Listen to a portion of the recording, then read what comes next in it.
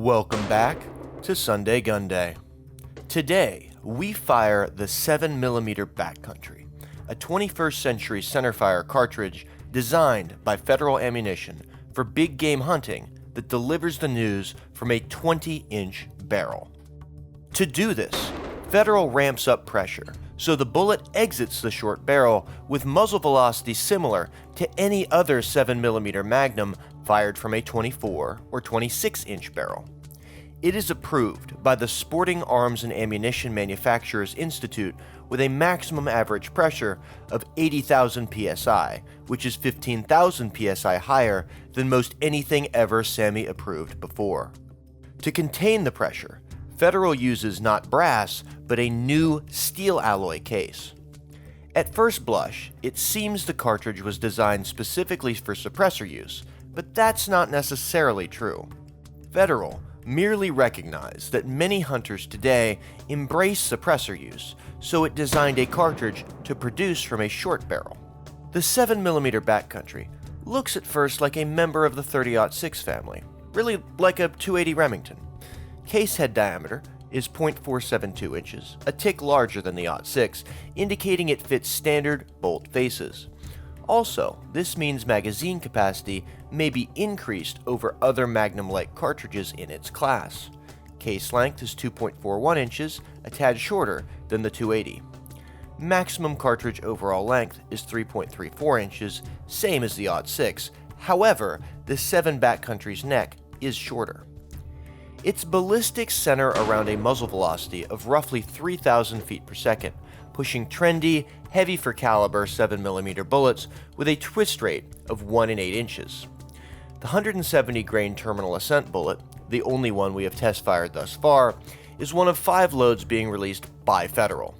Others include a 155 grain terminal ascent, 168 grain Barnes LRX, 175 grain Fusion tipped, and 195 grain Berger Elite Hunter.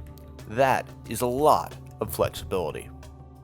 Its case is made from a patented steel alloy Federal discovered in use in other industrial categories. It's called Peak Alloy, a trade name, and as a cartridge case, it absolves the rifle of containing all that pressure without cracking or stretching. The one-piece case is ductile enough to seal the chamber to prevent gas from escaping into the action, and it's nickel-plated. Like the 28 Nosler and Hornady 7mm PRC, the 7 Backcountry is built to take advantage of today's high ballistic coefficient bullets to flatten downrange trajectory, which is especially beneficial to hunters. For comparison, the 7mm Backcountry with a 170 grain terminal ascent carries a G7 ballistic coefficient of .325. It produced in our tests with an 18-inch barrel an average muzzle velocity of 2,941 feet per second. At 400 yards, velocity is 2,528 feet per second, and energy is 2,413 foot-pounds. Drop at 400 yards is 22.87 inches. The 28 Nosler, meanwhile, loaded with a 175 grain AccuBond long range, is rated at 2,975 feet per second at the muzzle. At 400 yards, velocity is 2,561 feet per second, energy is 2,548 foot-pounds, and drop is 22.24 inches. Next, the Hornady 7mm PRC, loaded with a 175 grain ELDX, carries a muzzle velocity of 3,000 feet per second. At 400 yards, velocity is 2,608 feet per second, and energy is 2,643 foot-pounds, and finally drop is 21.54 inches. So it's true, downrange energy for the Nosler and Hornady loads is greater, but remember, the 7BC is producing its numbers with merely a 20-inch barrel. In our test, it was actually an 18-inch barrel, so even shorter.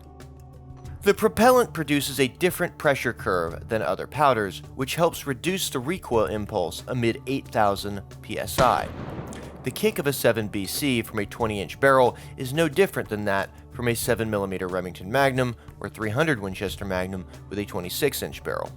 Of course, shortening a barrel too much will cause a bullet to exit with so much pressure behind it that groups become too dispersed, but not so with Federal 7 Backcountry. Our initial range results produce groups averaging 3/4 of an inch at 100 yards. All this makes the prospect of a practical backcountry hunting rig intriguing. Imagine heading into the wild with a bolt-action rifle with a 16-inch barrel and a folding stock that measures maybe 24 inches when stowed in a pack. In the field, a hunter could pull out the gun, unfold the stock, unfold the bipod, screw on the suppressor, then settle in behind the trigger, knowing full well he's still not handicapped at 500 yards. That's pretty cool.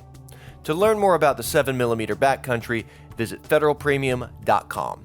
And to see more Sunday Gun Day any day of the week, visit AmericanHunter.org.